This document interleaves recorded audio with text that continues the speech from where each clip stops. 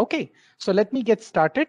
So I usually do a talk at the start where I try to cover some of the important trends over the last year or so. This one has been a longer break, so we might delve a little deeper into the past, you might say, but also cover the latest. And my name is Srikanth, and I'm with Nanocell Networks.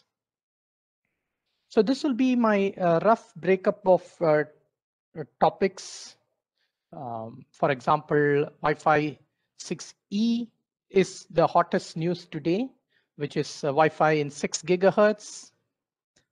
I'll also kind of comment on a few Wi-Fi 6 related things. I was in a dilemma whether I should put this before 6E. I thought, let me start with the good news, and then I'll get on to some things which might not necessarily be all the time positive. And I'll also link it with the 6 gigahertz offerings. Okay. So that will be about Wi-Fi 6, and I'll also allude to some things that are going to be shared by Shyam from Qualcomm just after my talk. So hopefully I'll not intrude on his territory as much. Then there are people working on the home segment, and of course with COVID, many of us are stuck to our homes. Wi-Fi is our savior. I'm sure many of us are connecting using Wi-Fi, if not almost everybody. Okay, so Wi-Fi at home. I'll cover a few trends. I'll link it with a few talks. For example, Rama's talk has some relevance to something on the home segment. Sudarshan's from Cubercom's talk is more directly connected with this. Okay, so we get a few trends. Then I'll look at some CBRS, Wi-Fi, cellular unlicensed. It's a hodgepodge of things which we call as private networks. There has been a lot of talk, there's been a lot of activity there. So I'll spend some time there. We don't have a direct talk on this, but we do have Pranav from IIT Bombay talking directly on 5G and Wi-Fi. So I'll just spend a very fleeting moment here just to give you an idea. And then I'll summarize the bigger picture. Okay. I have been given slightly extra time for questions and so on. So feel free. Don't hold back on your questions. Just put them out as you get them. And my co-hosts will read it out to me towards the end of this presentation. Okay. So that's the idea. So for people who are probably coming in a little new to this area, remember this is one picture trying to get many of the things happening in the Wi-Fi space. We have come far from the Wi-Fi 1, so-called Wi-Fi 1 around the late 90s to today's Wi-Fi 6 and Wi-Fi 6 in 6 gigahertz, which we call as 6E. Okay. So in our 20 odd years, we have made tremendous strides from numbers like 1 and 2 Mbps.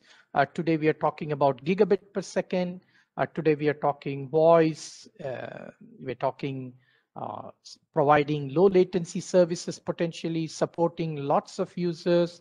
And I'm sure more than any of these numbers, I think the sheer fact that we are all able to have this kind of an exchange, we are also able to do kind of meetings, work, hopefully without too much hindrances. I think that's the biggest advertisement for Wi-Fi. Okay, I shudder to think if we did not have Wi-Fi, what we might have all done, because we might not have been able to connect so seamlessly. I'm sure there are more things possibly we could have done or something's coming up, but I think we should pause for a moment and look at the tremendous growth. Okay, so there are physical layer technologies, there are medium access control strategies which have improved things. Okay, and today we are on the OFDMA, multi-user MIMO, and so on and so forth, all the fancy technologies with large bandwidth potential and also including 6 gigahertz. Some of the nice things in Wi-Fi, of course, is the fact that it's almost universal 2.4 and 5 gigahertz. And just to give you a note on the spectrum side, having started here in the 2.4 band and 5 gigahertz spectrum, these two are more or less universal. Small differences do exist across countries, maybe more in 5 gigahertz with DFS rules and a few other things. But I would say it's almost it's a granted thing that anywhere, of course, today we don't travel as much, but anywhere we go in the world, Wi-Fi is a kind of a given. Okay, and that's the low cost nature of Wi-Fi also comes from the fact that the RF is more or less harmonized across the globe, and more traffic, as we all know, goes over 5 gigahertz, especially more data intensive traffic. Markets like India still probably have not embraced 5 gigahertz as much, but I think this pandemic probably has pushed us more towards exploring Wi-Fi deeper, getting better access points, and definitely I'm sure dual band Wi-Fi is the way to go, even in countries like India, which were probably lagging behind by using mostly 2.4. 60 gigahertz has been on the anvil. Um, it has not yet come into the mainstream Wi-Fi market. It's been tried for a lot of interesting things, backhaul things, and so on. So that's something to look at. Okay, so 60 gigahertz is something to kind of keep in mind, that we might see interesting action there in 60 gigahertz. So we need to keep that perspective in mind. Of course, Wi-Fi has not ventured away from unlicensed bands. So there was talk earlier that there was, Wi-Fi would also try licensed spectrum, but so far none of that has happened. 802.11 has restricted itself to only unlicensed bands. And in this scope of things, we have this relatively new 6 gigahertz announcements, which in the last year has, I think, re-energized the industry, giving it a long-term focus, at least from a spectrum perspective. Okay, so 60 gigahertz, there are interesting things, companies trying to do outdoor backhaul, trying to do indoor backhaul, and I think we will slowly start seeing some interesting things here. So technology is improving there, new standards are coming, only that it's not at mainstream. Okay, and this is of course our new band which has come to the market. So if I look at 6 gigahertz, US is where all these things got started. Okay, so remember that in the US, they took a very bold step of releasing 1.2 gigahertz of spectrum, even though that spectrum was already occupied by paid big ticket, you can say, consumers, like especially these fixed microwave backhaul was run by some of these major carriers. I remember the name of AT&T being mentioned. Then there are, some mobile vans which are there during events. They are there at secure installations. They are there at sports events. Then there is satellite uplink. So these are somewhat crucial, right? And to fight against that lobby and to release the spectrum, I think took a lot of guts. Okay, for the US FCC, and we should really applaud them that they have been able to do this. Okay. Now, as you can see, there are chunks of spectrum. This one is 500 megahertz and others are slightly lesser. The places where there are potentially these mobile services are going to be more trickier when certain outdoor operations are going to be considered. Okay, so fixed and mobile users both were present. What about other countries? I think there's a similar sort of thing going on, though we don't know as much detail as in the US. Okay, but definitely the news which comes out is that these kinds of things are present in some of the other geographic regions. And though things started with the US, remember that many other geographies have released spectrum.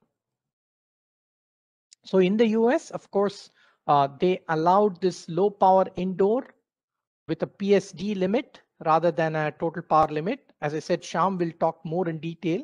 So I'm going to just skim over some of these things. Okay, so low power indoors is the sort of main agenda that we will see. Okay, for the near term. Okay. There is also standard power, which can be indoors or outdoors, but that requires this, at least in the US, technique called AFC, which I think will take some more time, though action has been initiated. The immediate product scopes are here, and we are also hoping that some very low power arrangements are going to happen, which will allow hotspot kind of operations. Client devices, of course, right now are power controlled when they join a low power indoor AP or a standard power, but there's also talk on client to client communication. Okay, so that's important. Okay, now what does these low power indoor allow us to do? So remember, low power indoor allows us to put an AP in our home, a small office, cafe, etc.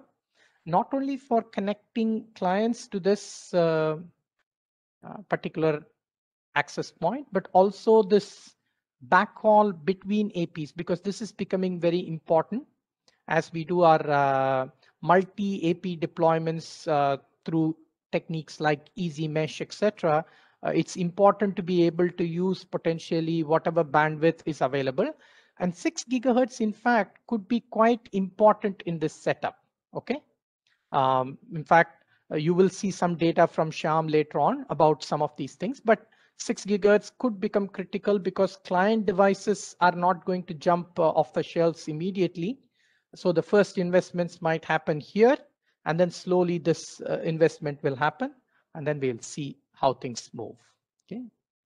Remember that all APs and what we call root APs and all these mesh APs, etc., all of them have to, follow certain rules and regulations, so they are tied indoors.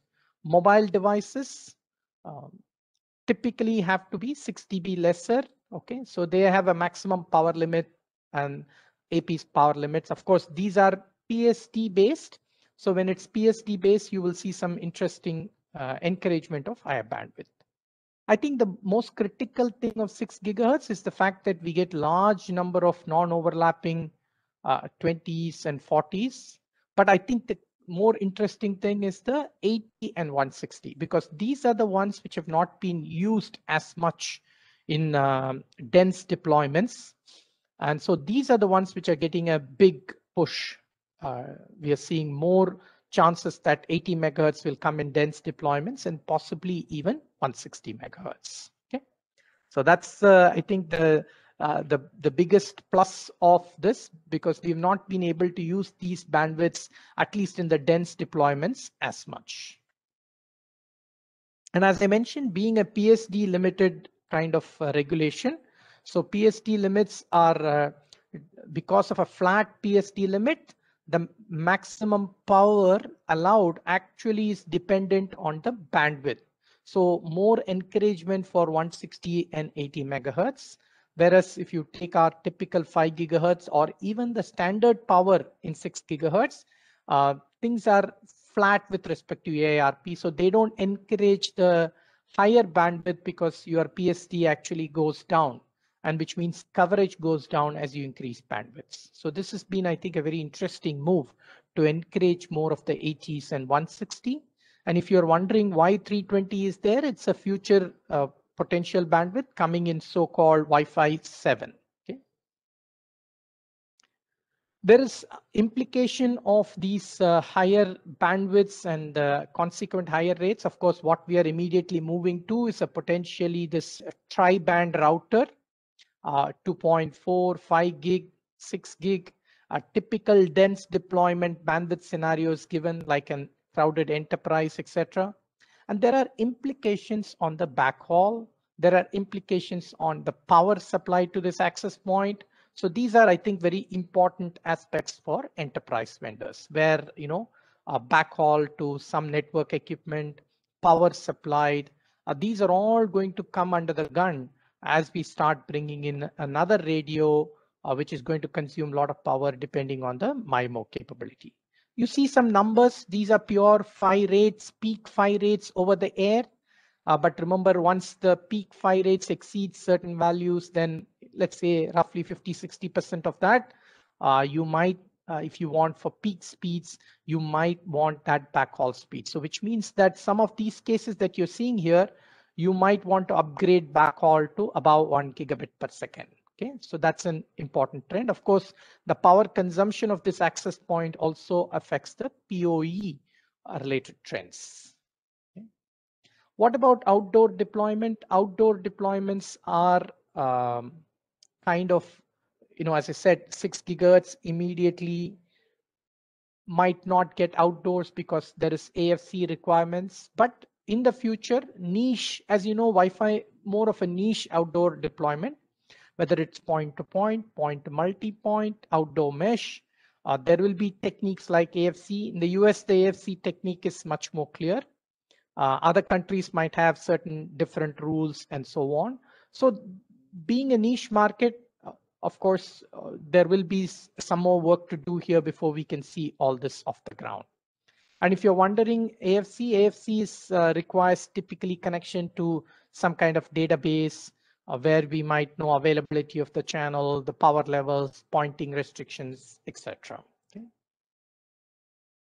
Okay. Shyam will have more to say on that, so I'll not go back. But there is also unfinished work. For example, there is client-to-client or device-to-device communications, okay, through schemes like Wi-Fi Direct, used for a variety of applications, mirror casting, etc. So currently, this is not allowed, aren't low power indoor specifications. So US especially, variety of companies are lobbying the FCC to release spectrum for these kinds of operations as well. And they are wanting to propose some clauses where these guys will start their D2D only if they hear a low power indoor AP within a certain power every so much time, etc., etc. Okay. So this is something, watch out for news on this. In addition, there is also very low power, which is basically going to help us do hotspots, let's say in cars, etc. Okay. So what all we expect to see in the 6 gigahertz band, even post this? I think there is a list of things which vendors want. Of course, we see a daily announcement by a variety of countries, which is good. This is not yet updated. Saudi Arabia has done it. Of course, Europe officially is yet to, EU rather, as if officially yet to announce, but they are almost there. So I think we can expect more and more progress in the use of it, starting with the today's indoors. So this is the good news for Wi-Fi, that this is a long-term investment. So don't think that, okay, oh, next year I'm not getting 6 gigahertz, or hey, I don't see clients tomorrow. Remember, if I remember 5 gigahertz was standardized as a part of 11A in 2000, but I would say it really took off in a big way post 2010. I think this is not the case here. I think 6 gigahertz might happen much faster because of our adoption and dependence on Wi-Fi. But remember, this is a long-term investment. Now, there are challenges, for example, with respect to products, some of which Shyam will talk about. I'll briefly mention that this is a non-trivial addition in terms of, RF, 2.4, 5 gig, 6 gig RF also coming in now, okay? So this will make products a lot more complex, both on the access point side, possibly on the client side, especially when they have to operate simultaneously. 5 gig and 6 gig, depending on the channels chosen, could be really close. So all those challenges, I think, remain. So to get it to work, I think is going to be a non-trivial matter from a hardware perspective, hardware and solution perspective. And there is Wi-Fi Alliance Wi-Fi 6E certification, which is basically Wi-Fi 6 in 6 gigahertz. Primarily, if you're wondering why do we need this special certification, because we don't have a new standard. Remember that some of the features that we want products to support in 6 gigahertz, because 6 gigahertz is only Wi-Fi 6, we are insisting on certain features. And as I said, Shyam will talk about that. I'll also briefly mention few. For example, things like fills, things like enhanced multi-BSS. I think these are getting a big boost in 6 gigahertz, including, for example, the security features. For example, we will only see WPA3, and that too in very clean modes, not on the transition modes. Okay, Gaurav from Wi-Fi Alliance will talk more about this, but remember these are one of the offshoots of the 6 gigahertz. So if I want to quickly look at the 6 gigahertz advantage, remember it's only Wi-Fi 6, WPA3 without transition, WPA3 without any support for older ones means that all management frames are protected. We don't have transition modes. We don't support legacy security. So those are, I think, really nice things. This is, of course, the biggest advantage of 6 gigahertz. And this is something which is also, I think, in the longer run going to be very important. We're going to waste the bandwidth lesser for doing all the, management tasks. Okay, so I think this is an unsung hero. Sham will talk about this more. But remember, keep in mind that this is going to be important as things get crowded over, remember, this is like a 20-year kind of investment. So we might not see all the benefits immediately. Now, that's the good news. But I also said there is something that I will probably add with respect to Wi-Fi 6. What has happened to Wi-Fi 6? Unfortunately, I think Wi-Fi 6 is blockbuster features. OFDMA and multi-user MIMO are still, I would say, haven't really sort of been shining bright, right? And there could be many reasons for that. But one of the reasons is that the high density Wi-Fi is usually a niche requirement. So you might not see a lot of scenarios fall into that. But I think more importantly, even when you have high density Wi-Fi, to really showcase the benefit, I think you need a very complex scheduler because of the way things are structured, right? So for many cases where we might not have high density Wi-Fi, it's better to maybe go back to the plain OFDM in certain cases. Okay, so I think the judicious choice of when do we use OFDMA, when do we use MU-MIMO, I think unfortunately the secret sauce lies there. And I don't think that's going to be so straightforward. And should we make all products so complex? Because remember, this kind of scheduling is like a base station kind of logic. Do we want it in all the access points? That's the question that which might crop up, right? So to really see these gains come through in a nice and clear way, I think that's going to be the challenge for Wi-Fi 6. Okay. The nice thing for Wi-Fi 6 is the boost from 6 gigahertz, because as people want to include 6 gigahertz, Wi-Fi 6 automatically comes over. Okay. So this is a big boost. And I think that's the point which will give us an adoption space for Wi-Fi 6. I hope we can slowly make progress on this front. What's coming next after this? Of course, the 11BE EHT Wi-Fi 7 is the next standard. And there are multiple things. Now we keep in mind 6 gigahertz availability. Okay. And so you have this peak rate increase by new bandwidths. Okay. But I would say the most exciting feature Wi-Fi 7 tries to bring to the table is the multi-link possibility. Of course, we're going to be backward compatible, even forward compatible, some fancy techniques we're going to use, etc. But I think this is the technology, multiple link. What is it about? So remember that many APs will have multiple bands, possibly operating simultaneously. Clients could also have, and we might want to steer traffic for a variety of reasons. For example, one of the use cases which might become important, even though it might be consumer use case, could be low latency use case, for which we might specialize in 6 gigahertz. Whatever might be the use case, we want to quickly move with a combined association across the different bands. Okay.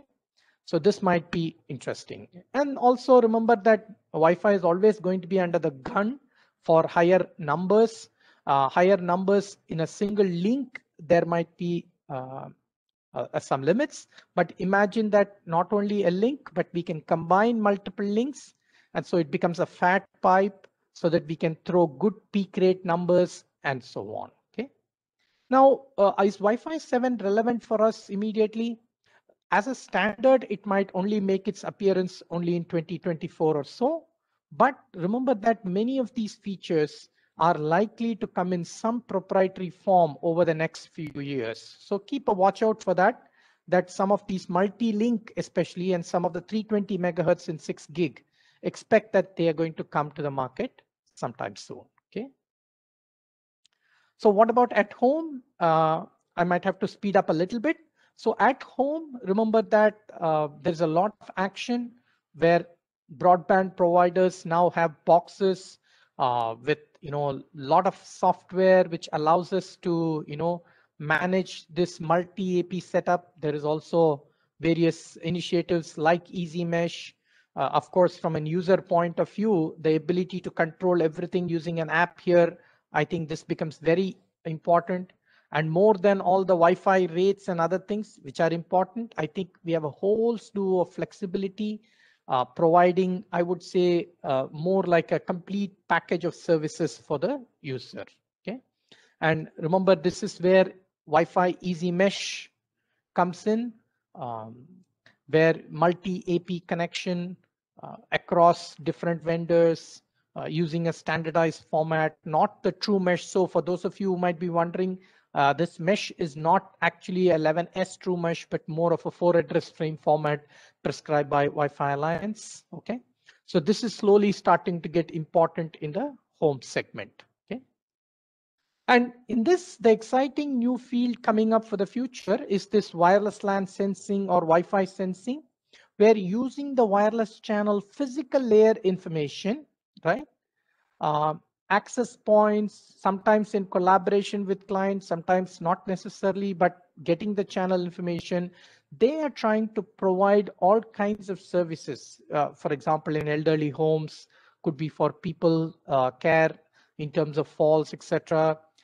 Security at home, um, maybe other sensors we can turn on and off. So this looks like an interesting area. So IEEE has spawned off a separate standards, and already there are products in the market which are doing things in a somewhat proprietary way. And we hope 11BF will make this somewhat of a standard so that we can see the benefits of this. Of course, there are privacy concerns and so on. So I'm sure those will all be addressed as we go along. On the service provider or broad area front, I think WBA's open roaming has made a lot of news. So we've been struggling for a long time with trying to log on to new Wi-Fi in a new place. Either we log on with free or we have captive portals.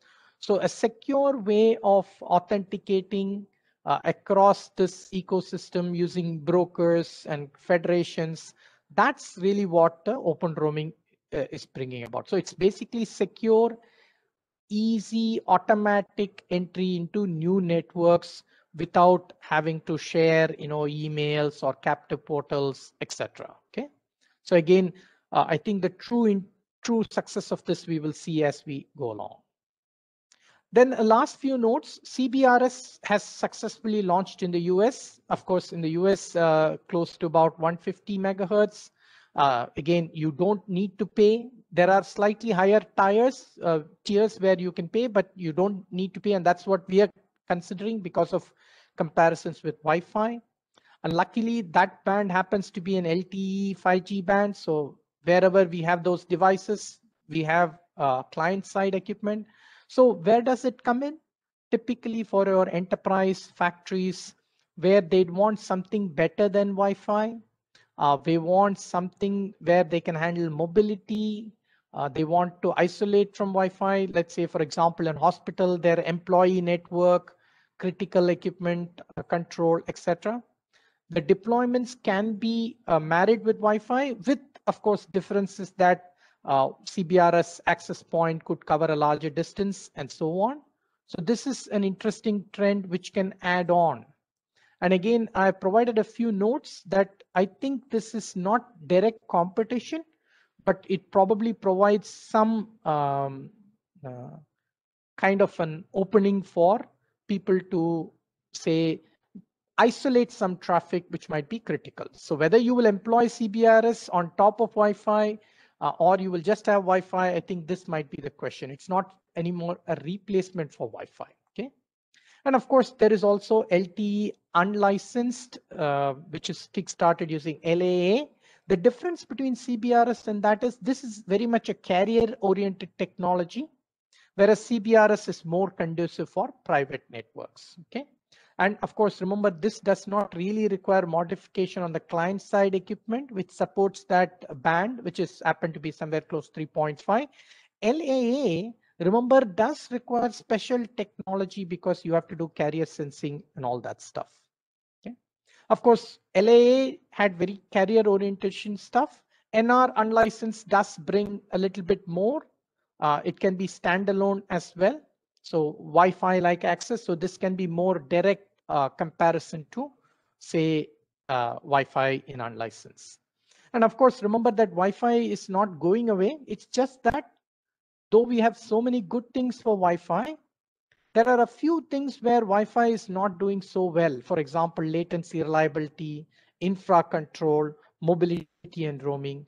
Wherever people require these as a must, and I think that's the evaluation. Remember, the extra cost of CBRS, LAA, NRU has to be justified. So it's not that everybody is going to put it there, and I don't think they'll remove Wi-Fi. Okay, so that's the key idea. And final note, Pranav from IIT Bombay on the last day will talk more about that. There is move for service provider to incorporate 5G and Wi-Fi. I think he has much more interesting stuff. Since I'm running out of time, I will probably close here. Last note is that remember that I don't think we need to worry as yet about this, because Wi-Fi is moving on with the 6 gigahertz, Wi-Fi 7, various other initiatives. I haven't mentioned a few other initiatives from Wi-Fi Alliance like the QoS enhancements, etc. So with all those, I think indoors, I think low mobility use cases, I think Wi-Fi can still remain quite a significant player. Okay. And I think the new 6 gigahertz band makes this case stronger for a long-term perspective. So just to leave out, of course, today we are in the era of 11AX and adding 6 gig. This is the hot item. But I think the next standard, some of these features are going to trickle down into some of these products. Okay. With carriers, we saw all the WBA and various other interactions coming in. Okay. 60 gigahertz, we are seeing some backhaul stuff. Okay. And peer-to-peer, we will always keep looking at innovations there. So with that, I'll stop. Maybe I have a few moments for questions. So you can type in your questions on the Q&A. I think one of my co-hosts can relay so that I can refer to the presentation. So are there any questions? Thanks, Srikanth. So as Srikanth said, you can type in your question in the Q&A. So while we wait for that, I have a question for you, Srikanth. You talked briefly about 11BF. Is that specific to a band or is it going to be something available in all the bands? Actually, I haven't looked at whether there is any band specific things happening there. To the best of my knowledge, that is not what has come out in a big way. But I can maybe check offline about if they are limiting themselves to any particular band. There is, to the best of my knowledge, no limitation with respect to a band. In fact, they are also including, if I'm not wrong, 60 gigahertz as well. Thanks. And related question on 11BE. So Yeah. is it going to be available on all the bands like 11AX? Yes, that is correct. As of now, 11BE, Wi-Fi 7, EHT is planned for 2.4, 5 gig, and 6 gig as well. Okay. So we have a question from the audience. Does 11BE include full duplex transmission, that is uplink plus downlink on the same channel at the same time? Yeah, and unfortunately, I'm also able to see the question. So Rama's question, actually, it's a very well worded, because on the same channel simultaneously, full duplex is not supported by the standard. However, since you have multi-link, you can be doing, for example, with, let's say, AP and another client, you could be doing on 2.4 transmission, 5 gigahertz reception. So that part is available. That is the simultaneous TX and RX is available from a unit. If you take a client device, it could be TXing and RXing, but on different bands. In fact, if you're okay, Nadeem, I see the question. So Kavin has a question about updates of 6 gigahertz in India. Actually, I'm going to pass this on because Nadeem is more well-versed in the regulatory matters in India. Nadeem, you have anything to add on the 6 gigahertz in India? I think there are, discussions happening as of now. There is no formal process started by TRI or DOT on this front, but there is work happening in TSDSI also on these aspects. But as I said, as of now, there is no formal consultation announced by TRI on this matter. And in fact, to add, I saw in the Wi-Fi Alliance list of countries where they are engaging, India is mentioned. So which means at least the engagement part on 6 gigahertz is happening in India. As some of you might know, China is probably the main guy who is probably not very strong on 6 gigahertz because I think there is a strong cellular lobby for at least the latter half of 6 gigahertz. US has jumped up and full hog 1.2 gig.